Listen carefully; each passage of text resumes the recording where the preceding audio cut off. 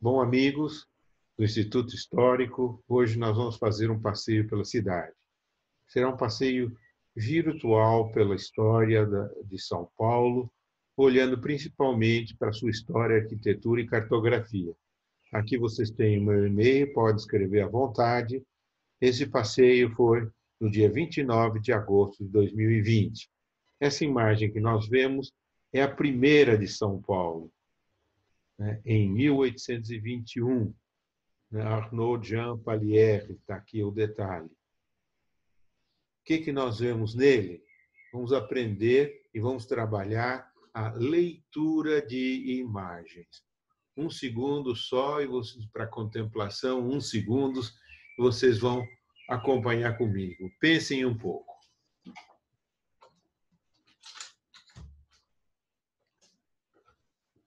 Então, nós temos aqui em primeiro plano um riacho. Olha só como está aqui o riacho. Todo ele aqui é um alagado. Para quem conhece, é a Várzea do Carmo. Depois, nós temos aqui os fundos de casas e edificações. Nesse fundo, nós vemos a delimitação através de muros e cercas. Vemos aqui do lado direito um caminho que sobe e vai até lá em cima. Vemos também vegetação, casario mais baixo, mas em geral muitos de 2 andares.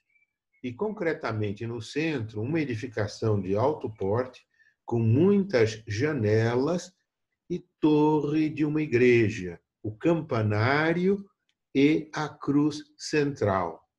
Para quem conhece, imagina um pouco, isso é um convento. Daqueles que estão em São Paulo, pela posição da igreja e da torre, só resta esta opção, que é o pátio do colégio, o colégio dos jesuítas, ou até melhor dito, a sua igrejinha e o convento que aqui estão. Isso é só para dizer que se a gente começar a pensar e olhar para uma gravura e trabalhar com mapas, nós podemos chegar longe. É preciso praticar, então, essa arte de ler as imagens. Erwin Panofsky é um grande teórico disso. Nós vamos fazer umas tentativas aqui. Como objetivo, nós vamos olhar para tópicos da história da cidade. Vamos passear no Triângulo e vamos passear assim borboleteando, porque em cada lugar poderíamos descer em muita profundidade. Então, hoje é uma primeira olhada em Vol d'Oiseau, naquele olhar de pássaro que voa por cima das coisas sem entrar muito nos detalhes. Esse passeio que nós vamos fazer é também uma sugestão de roteiro histórico. Vamos desenvolver, então, essa habilidade de olhar e ver. Olhar e ver também de múltiplos pontos de vista: história, arquitetura, cartografia, cotidiano, iconografia. Olhem para a direita e vocês já verão aqui esse poder da imagem, quanto ela não pode. Nós vemos aqui, então, ao fundo, um índio, cara um pouco meio enfesada, à direita, alguém com uma certa autoridade, tem uma vara na mão, isso era próprio dos juízes antigos. Depois aqui um fulano um pouco com uma cara de descontente, agarrado ao baldaquino de uma cama. Quem é ele, né? Que é isso? Em torno do que estão discutindo? Como é que umas pessoas entraram na casa de alguém e foram até o seu quarto e junto da sua cama? Um milagre que ele não esteja de pijama. Então, algo tem a ver com essa bendita cama. Vamos recuar um pouco no tempo, né? E pensar que nós estamos em agosto de 1620, numa manhã ou tarde fria de agosto, que chega uma notícia de que o ouvidor de Sua Majestade viria para fazer a correição. E agora, de acordo com todas as ordenações filipinas, estamos aqui na União Ibérica.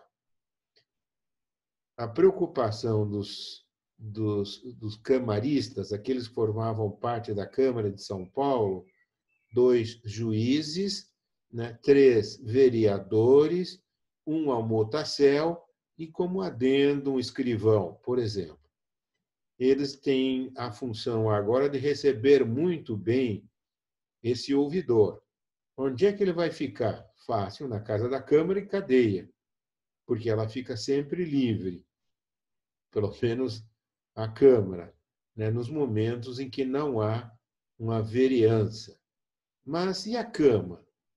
Quem é que vai ceder uma câmara? Mas São Paulo não tem camas decentes, tem só malditos catres, redes. E agora? Ah, alguém lembra? O Gonçalo. O Gonçalo Pires tem uma cama que ele mandou trazer do reino. Ele é carpinteiro e tem uma cama espetacular. Então, vamos pedir essa cama para o Gonçalo. Então, manda-se uma primeira embaixada para pedir a cama para o Gonçalo. Olha só, aqui nós vemos o Gonçalo aqui agarrado à sua cama. Então, você podia emprestar a cama para o ouvidor? Não, não empresto. Mas você não podia arrendar? Não arrendo, não empresto, não vendo, não dou. A cama é minha. Mas e o ouvidor? Onde é que ele vai dormir? Não me interessa. Esse é o problema dele ou de vocês. Que ele durma onde quiser, mas não aqui. Não vai pôr as suas banhas em cima da minha preciosa cama. Volta a embaixada para a Câmara, dizendo: olha, ele não quer.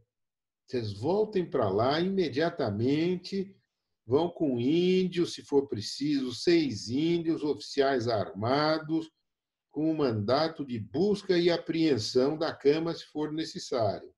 Podem combinar com as penas de degredo, de multa, de tortura, a cruz, mas ele não quer mesmo, não, está irredutível. Então, até a forca lá na Tabatinguera. E aí vai a embaixada e a força arresta o dito bem, que aí está, que nós vemos, e o Gonçalo esbraveja, né? Na cama é minha, seguram o Gonçalo, dobram as colchas, os lençóis, desmontam tudo, tiram sobrecel, dossel, colunas, estrados, e assim vai. E assim vai o ouvidor de Sua Majestade, né, o seu Filipe III, dorme na cama. Mas ele vai embora. E agora o pessoal dizia agora, o que fazemos para a cama? Ah, devolve para o Gonçalo. E querem devolver a cama e o Gonçalo não recebe de volta. Mas por que não quer receber? Ah, não, está sujo, está estragado. Mas não quer receber de volta a sua cama? De maneira nenhuma, que má devolvam como má tomaram, e que então devolveria. E aí a Câmara traz diversas testemunhas que juram sobre os santos evangelhos que a cama está tal como foi tomada, só que os lençóis estavam um pouco sujos. E pronto, não se sabe se lavaram ou não, mas vão lá com essa certidão e o Gonçalo não recebe. E a Câmara começa, então, a mandar papéis para o Gonçalo, que venha receber a cama, senão o quê? E aí vem multa, uma multa de 6 cruzados, vai aumentando a multa. E vão combinando diversas penas para cima do Gonçalo, mas o Gonçalo nem recebe as notificações, porque não está em casa, ele finge não estar. E a Câmara diz, se ele não estiver, que entreguem a notificação a um vizinho, que lhe entregue quando ele estiver. O vizinho deve ter se enchido já de tanta papelada, mas o Gonçalo não se rende, é uma vontade em movimento. É uma vontade enérgica e não quer, que má devolvo como má tomaram e então se receberia. Gonçalo morre, mas não recebe a cama né, pela injustiça que foi feita a ele. Bom, essa é uma historieta. É uma historieta, o professor de história pode ser um contador de história, as imagens ajudam a ilustrar, assim como essa cama do Gonçalo, que é um episódio, há muitos outros. Mas a pergunta é como é que nós sabemos tantos detalhes assim? É por causa das fontes da história de São Paulo. Está aqui, ó, lá, decifra-me, eu te devoro. Essa aqui é a primeira ata da Câmara de São Paulo, que a gente vê aqui, né, neste papel vetusto, no entrelineado tem uma tradução. Que coisa, né? Alguém que escreveu em cima do papel velho, né? Então, essa é a primeira ata de 1562.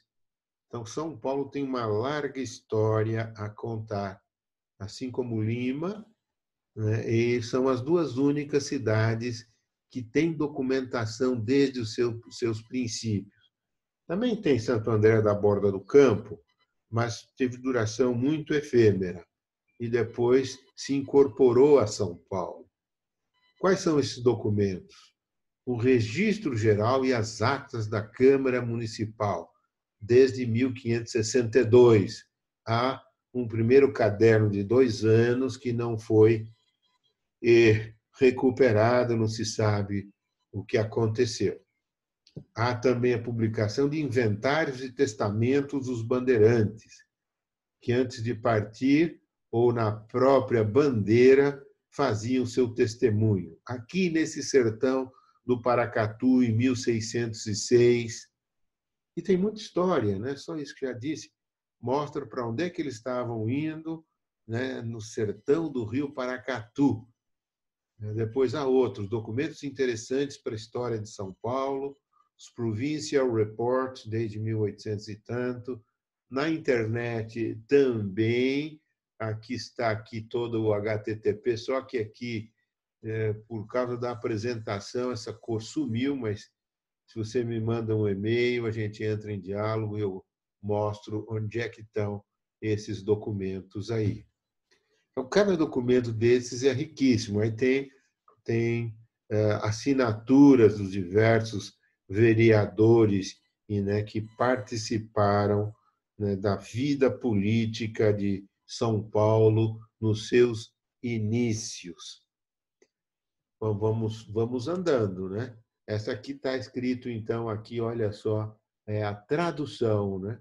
A tradução de do que está sendo dito aí, o que foi discutido aqui nessa ata, nessa sessão.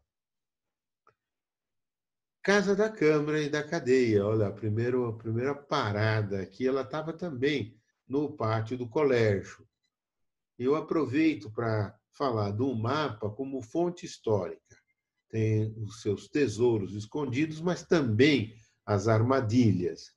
Esse é o mais antigo documento iconográfico de São Paulo, do estado de São Paulo. Aparece o rio Anhembi, o rio das Anhumas, né, de autoria de Dom Luís de Céspedes de Xeria, capitão-geral do Paraguai, que passou por São Paulo em direção às suas terras, em 1628.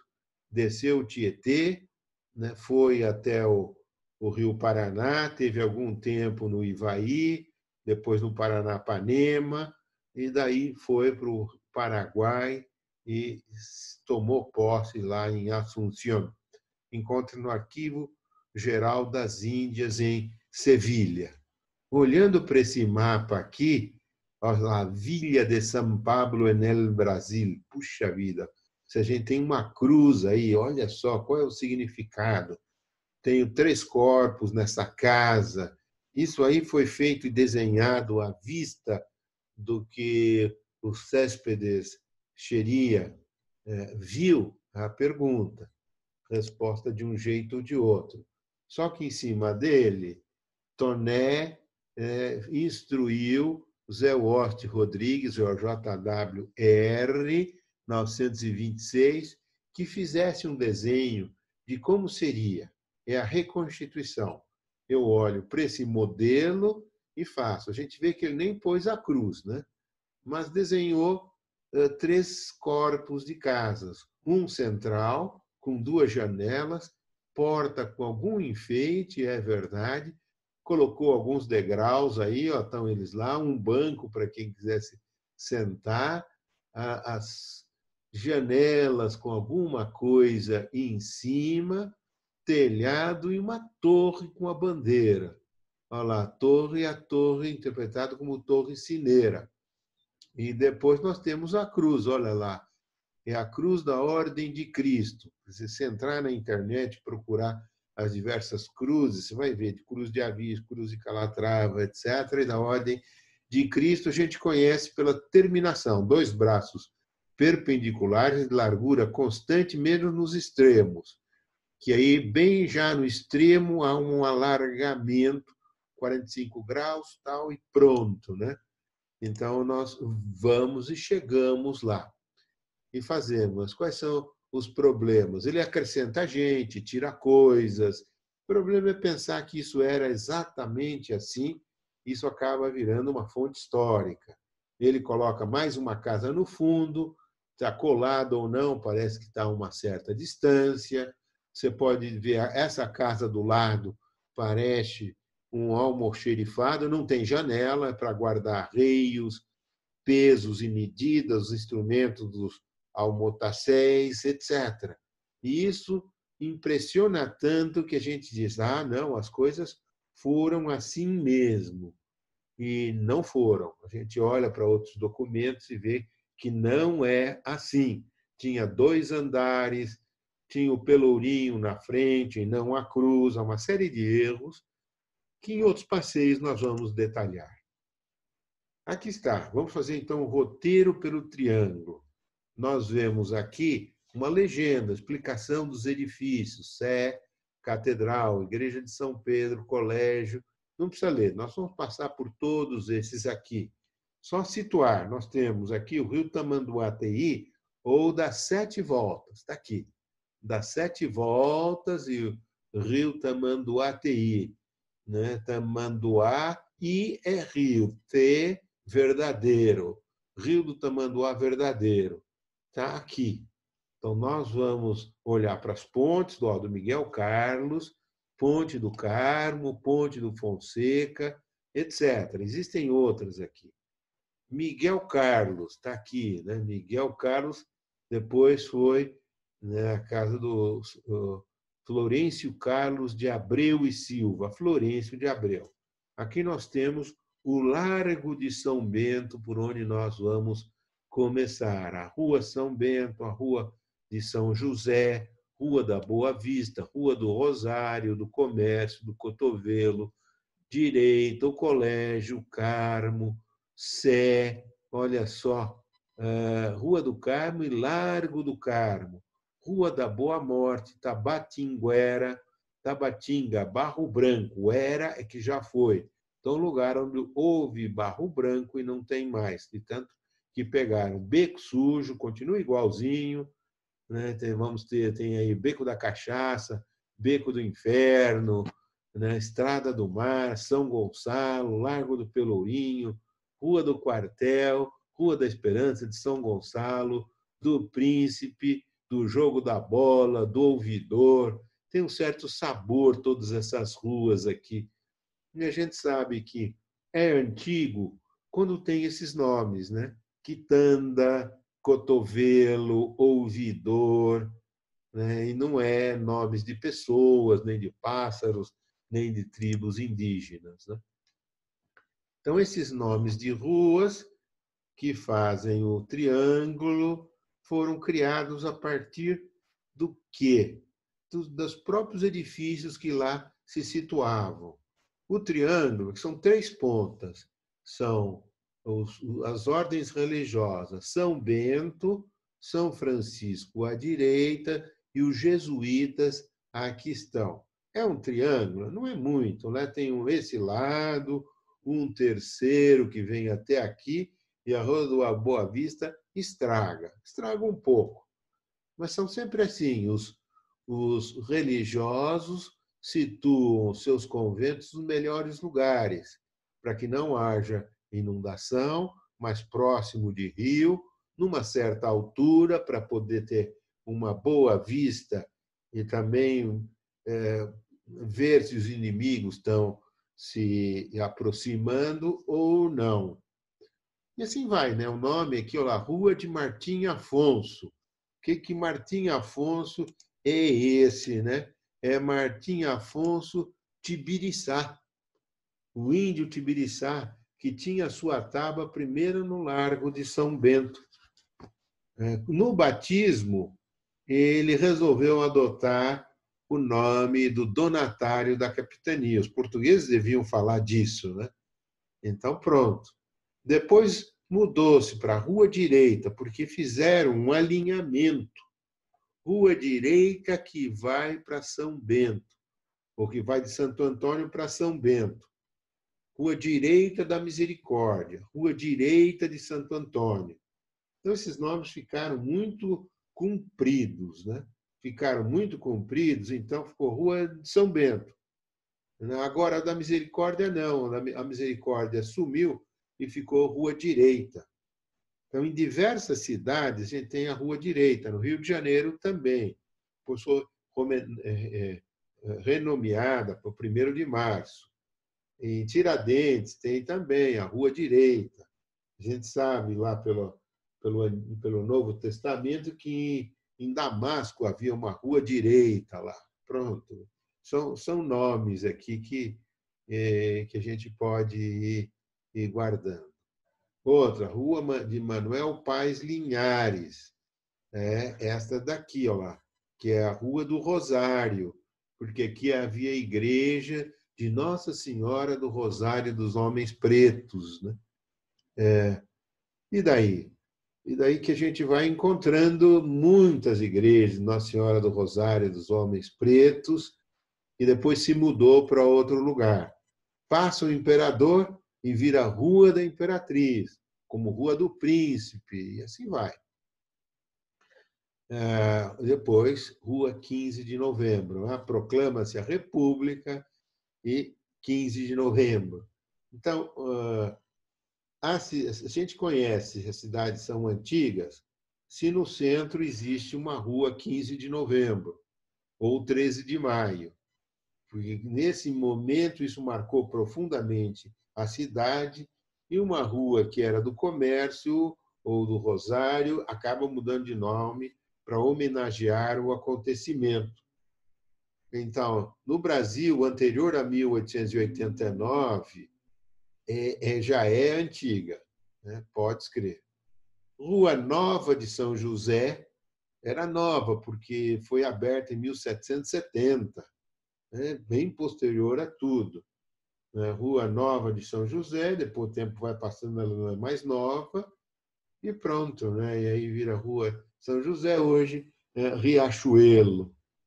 E assim vai, Rua do Comércio, porque lá se estabeleceu, Cotovelo, por causa dessa quebradinha que aí existe, Beco da Cachaça, porque alguém, ou muitos, deviam beber e ficar aí, pronto, assim vai.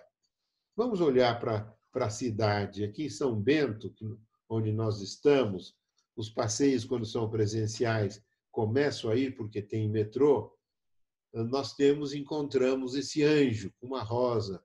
Pena que não é vermelha, é de pedra, mas eu poderia, com o Photoshop, colorir. Um anjo que vigia a cidade, que está olhando. E nós também vamos olhar. Quando eu dei uma aula dessas, nos primórdios, para professores, eles bolaram duas professoras do Colégio Carandá, trabalharam um passeio com os alunos, que se chamava Ver Roma e Grécia em São Paulo.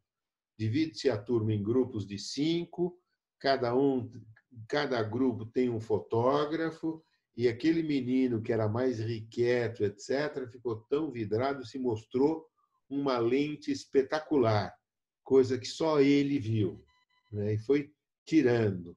Qual era o propósito? Que as pessoas vissem, que os alunos vissem Roma e Grécia em São Paulo.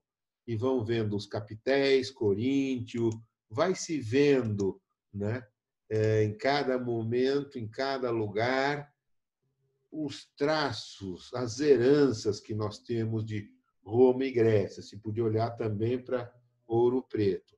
Esse trabalho ganhou o primeiro prêmio na Feira de Ciências lá, né? Fez furor. Muitos pais disseram que chegaram no colégio na segunda-feira e perguntaram: o que vocês fizeram com os meus filhos que nós tivemos que repetir o passeio no domingo? E nós gostamos muito do passeio. Então, valeu a pena, ou se valeu a pena, porque eles aprenderam coisas para a vida. Olha só o primitivo mosteiro de São Bento. Está aqui a aquarela, né, original do Miguel Benício Dutra. Isso aqui é em branco e preto. O original é colorido, original do Museu Paulista, em 1835. E a gente pode olhar e ver aqui, olha só. Então, aqui nós temos a capela, com uma torre sineira à direita, uma porta semi-monumental para a época, em estilo neocolonial, colonial da colônia, e com as ondinhas próprias do barroco, também no frontão aqui com arcos e um óculo, a cruz que está em cima, e esses capitéis, não é bem capitéis aqui, mas pináculos pequenos, e aqui duas entradas. Então, por exemplo, clausura e colégio. Aqui duas entradas e muitas janelas, seriam as células ou dependências que aí estão. Olha só, então, aqui a gente pode até fazer aquela brincadeira de comparar um com o outro. Olha só, isso aqui permanece, a gente vai vendo que há um acréscimo de um relógio, a abertura de uma janela aqui, mas continuam as duas portas, né? A gente tem duas ou até três portas meio escondido e também as janelas, três janelas em cima dessa segunda porta, os três óculos, etc. Uma primeira coisa que a gente pode ver é de quando é esse quadro, né? Um óleo aqui, de quando é esse quadro aqui? Então a gente pode pensar. A gente tem mais dados históricos, a gente consegue ir cercando. Por exemplo, olha só o bonde, né? Está aqui o bonde. Estamos vendo os trilhos do bonde. E não são puxados por burro. Porque fossem puxados por burro, o artista certamente teria colocado esse animal que é muito pictórico aqui. Também não esconderia, né?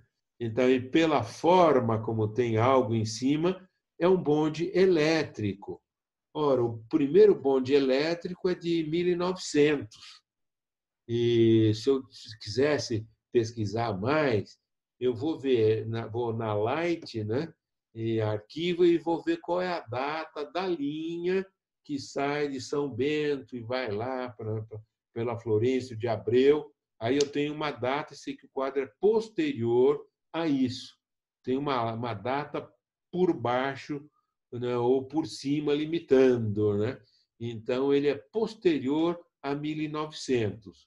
Se eu sei também que o novo convento de São Bento é de 1912, eu tenho uma data por cima, e foi demolido em 1911, esse que aí está. Então, eu estou entre 1901 e 1911. Então, você diz, primeira década do século, né, do século XX. Pronto, você tem. Se você souber qual é a data do o artista, né, qual é o artista, vai investigar, você tem. Pronto.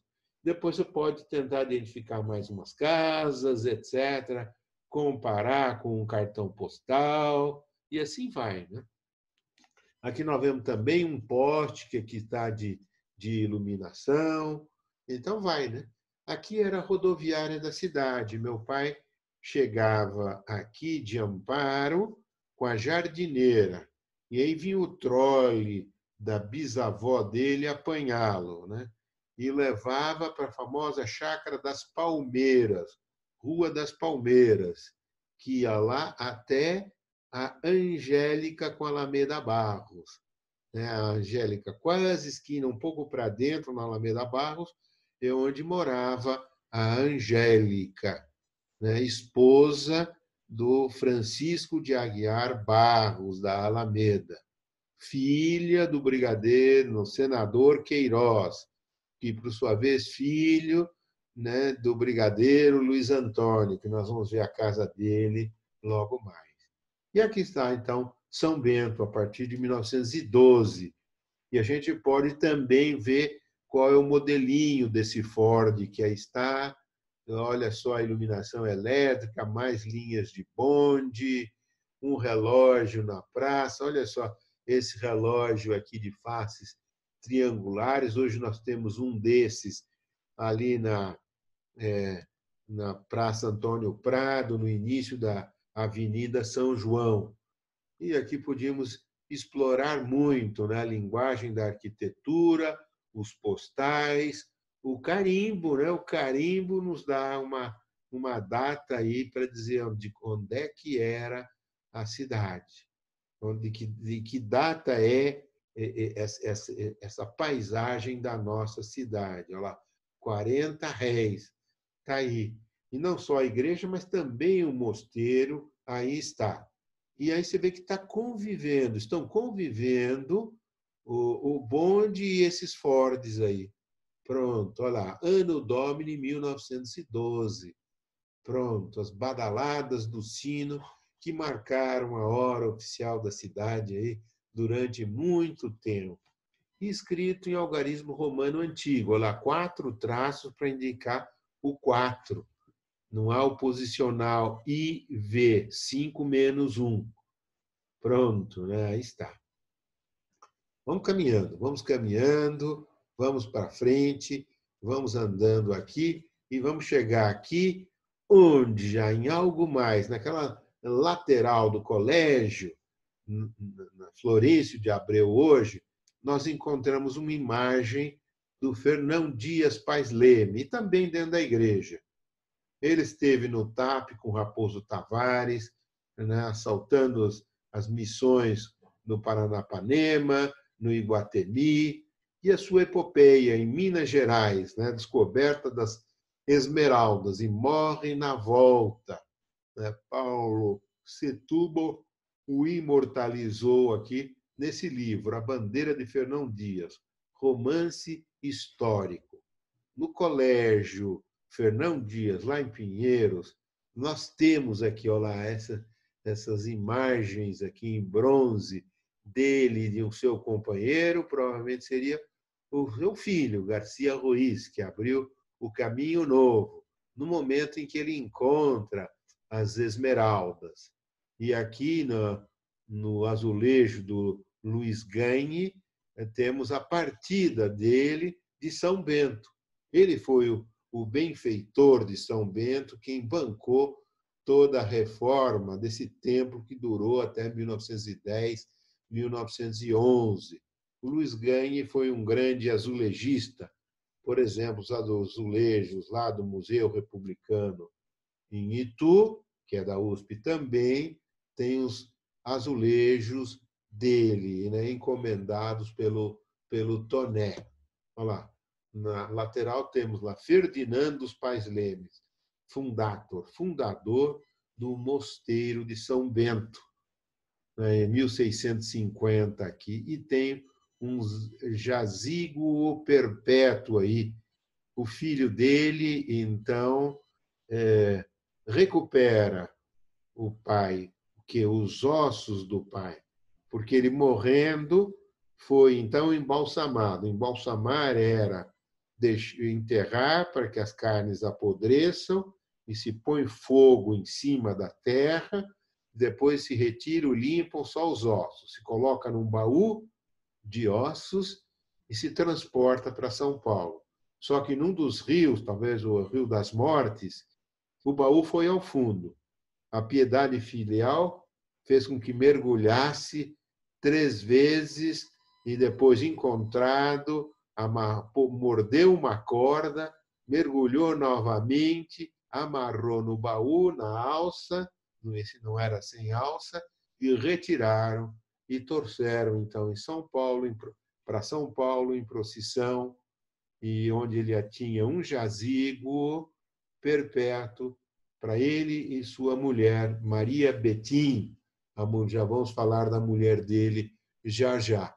E repousou. Esses ossos ficaram perdidos durante um bom tempo. Quando foi da demolição e reconstrução, se reencontraram. E aí, então, nós nos deparamos agora com algo bem interessante, que é outro documento histórico, uma lápide sepulcral. Decifra-me também, olha só. Esse chapeuzinho aqui é a abreviatura, SA, sepultura, do PE, olha lá o chapeuzinho, do padre, POR, prior, geral, né? Frei, né? Um J meio desgastado, José, né? D, Jesus com Z, Maria, faleceu, né? Em 18, e assim vai, né? No mês e ano de 1723. Né? Então, aqui tudo é uma arte de decifrar coisas antigas. Depois, os beneditinos, e depois, nessas reformas que encontraram um fêmur enorme e um cabelo ruivo. Pois é, um detalhe, né? Então, fizeram a nova sepultura lá quase entrando no presbitério, na nave central, lá na frente, quase no cruzamento dos dois braços. Não é bem dois braços, né? Porque tem duas pequenas capelas laterais. Sepultura de Fernão Dias Pais Leme, governador das Esmeraldas, nascido em 1608, falecido em 1681, e de sua mulher Maria Garcia Betim, falecida em 1691.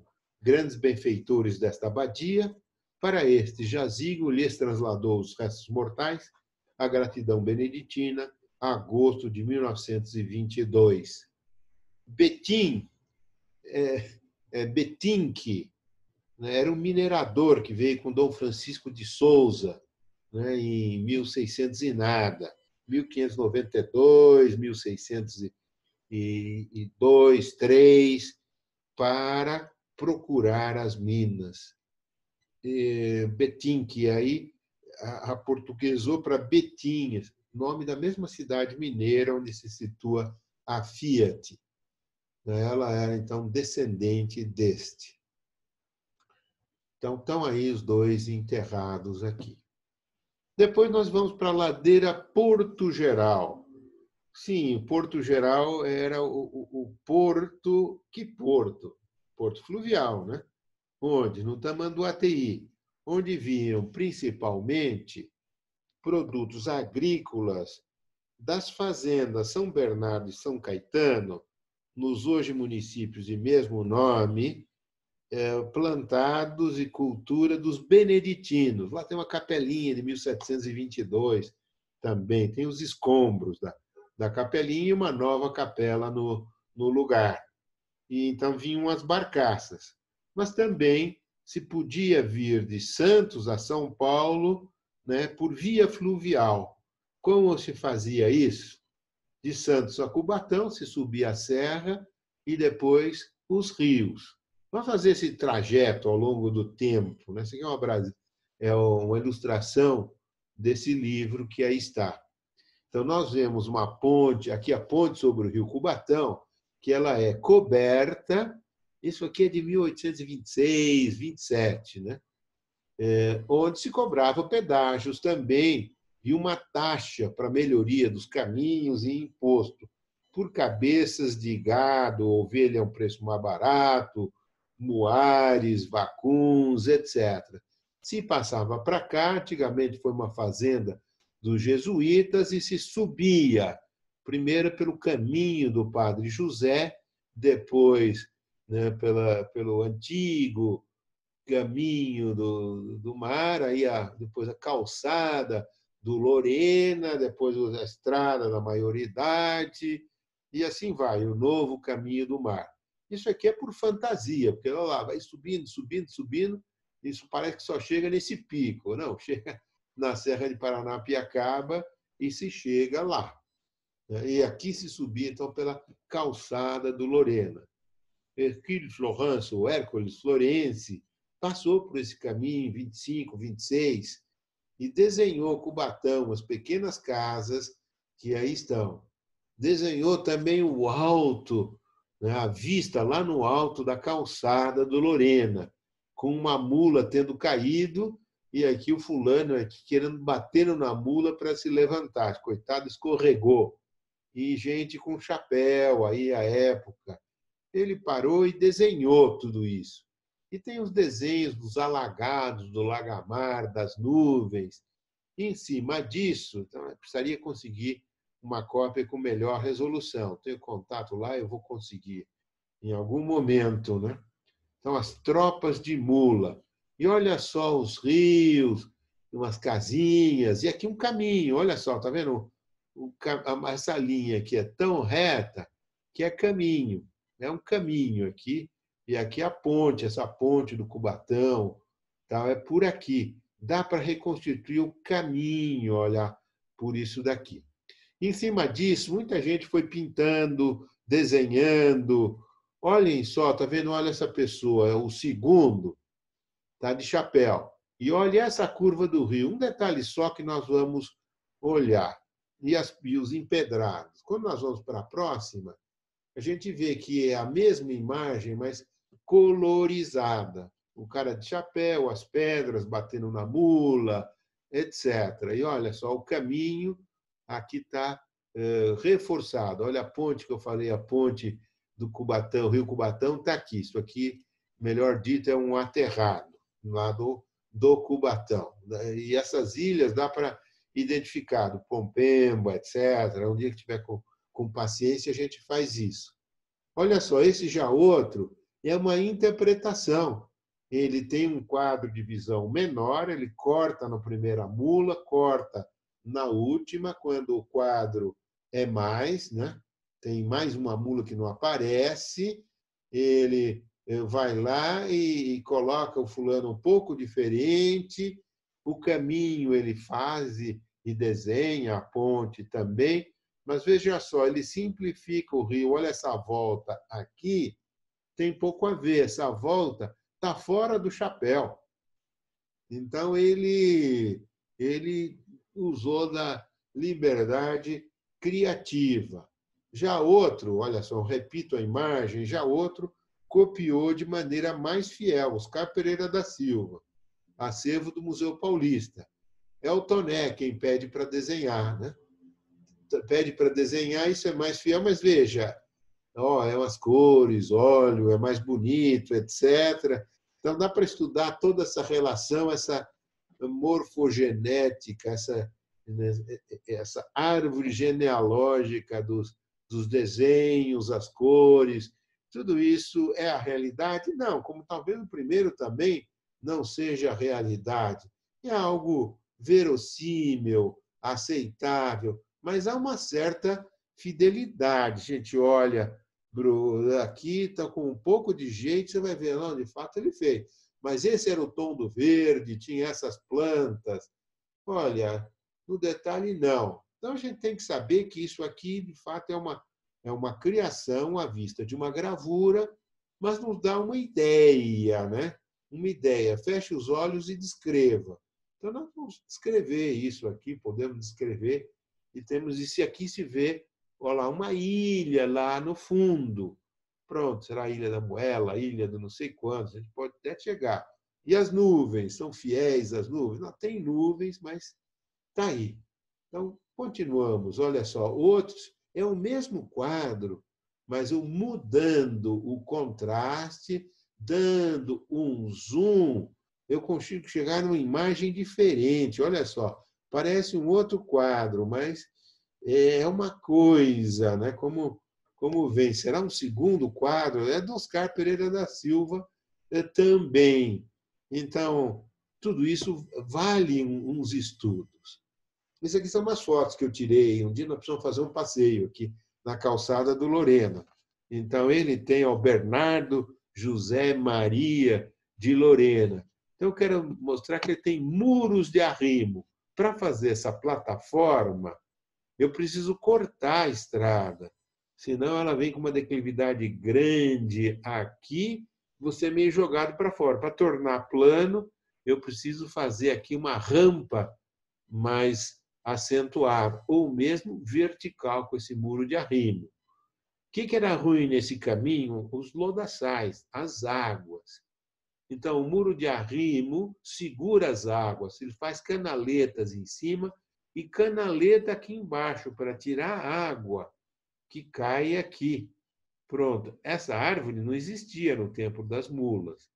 E assim vai. As pedras são daquele momento. Olha só, o Bernardo, que nós já vimos, é o Conde de Sarzedas, está lá, azulejos e monumentos Zé Waste Rodrigues, a esfera armilar, que é o símbolo de Portugal, isso é 1790 e tanto. Olha aqui, já a foto, infelizmente, não ficou muito boa, mas aí estou eu em primeiro plano aqui, aí, né, subindo, pondo os bofes para fora. Uma outra aqui, uma parada para conversar aqui com a turma. Hoje está de novo aberto a visitação, né? Aqui nos pontos em que a calçada se encontra com a estrada asfaltada do Washington Luiz, foram feitos monumentos. Então, aqui a calçada que aqui sobe, atravessa, cruza. Isso aqui é a primeira estrada em concreto da América do Sul, pelo menos, o macadamizado, 70 centímetros. Eu medi isso aqui quando estive em loco visitando. E aí você tem o Monumento do Pico, lá em cima, né? Que tem aqui uma frase, uma pedra. Washington Luiz, numa pesquisa em 22, encontrou essa placa, tem uma foto dela, está aqui, Omnia Vincit Amor Subditorum, né? O amor dos súditos, tudo vence, dedicado a Dona Maria I, mãe de Dom João VI, em cujo reinado foi construída a calçada. Isso é tirado de Virgílio, né? Amor omnia vincit. Ou, às vezes, você troca a ordem das palavras, né? Ou mesmo troca. Então, aqui, que amor vence tudo? O amor dos súditos, de Dona Maria I.